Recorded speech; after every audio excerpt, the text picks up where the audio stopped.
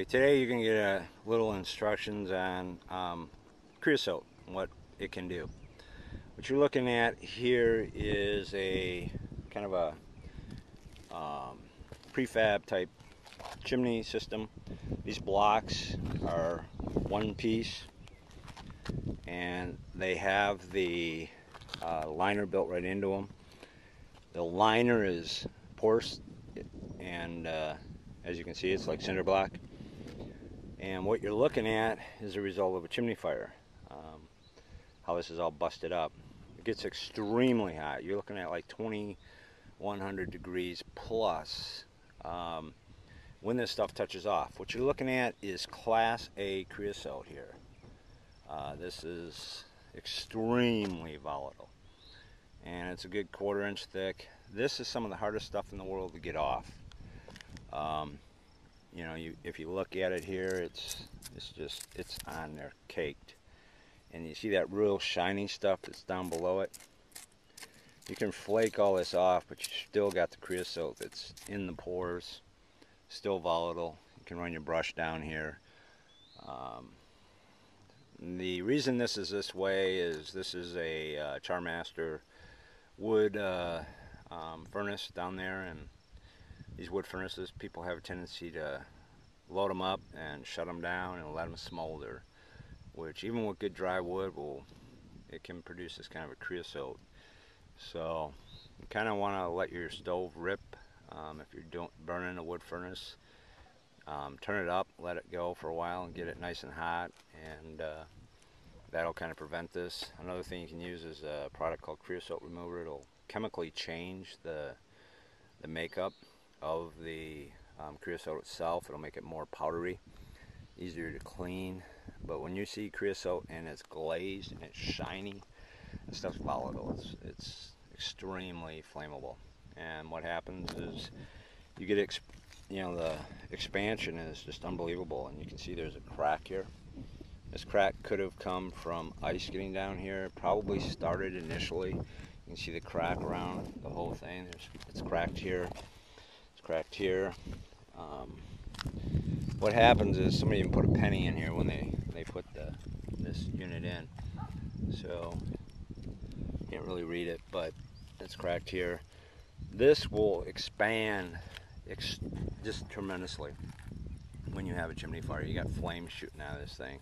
So the masonry product gets really hot, starts expanding, and when it expands, stuff starts breaking, and it compromises your chimney. It's broke here, it's broke here, it's broke here, it's broke here, all the way down, completely broke.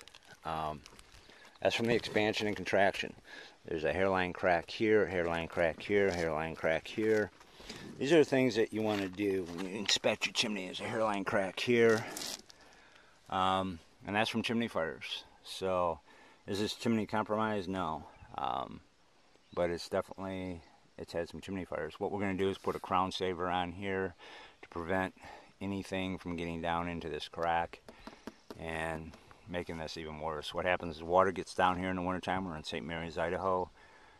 It gets cold, and when that water gets in from the snow and the rain and then freezes, there's water down below, and that expands and contracts. And that's what can really mess up a chimney really fast. It's bad enough to have chimney fires. It's really bad when you have ice and water and it freezes. The hydraulic pressure from ice is just tremendous. So anyhow, there is a quick example of a chimney and what can happen with chimney fires. The other thing I want you to see is there's your ridge. You can see that's quite a bit higher. Higher is always better. The rule is 10-2.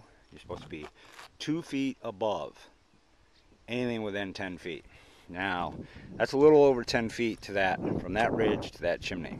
So, and when we put the cap on and everything, then, we're also, when we get this all done, you'll see that chimney, the 2 terracotta liners, one's higher than the other. That's very important. You don't want them the same.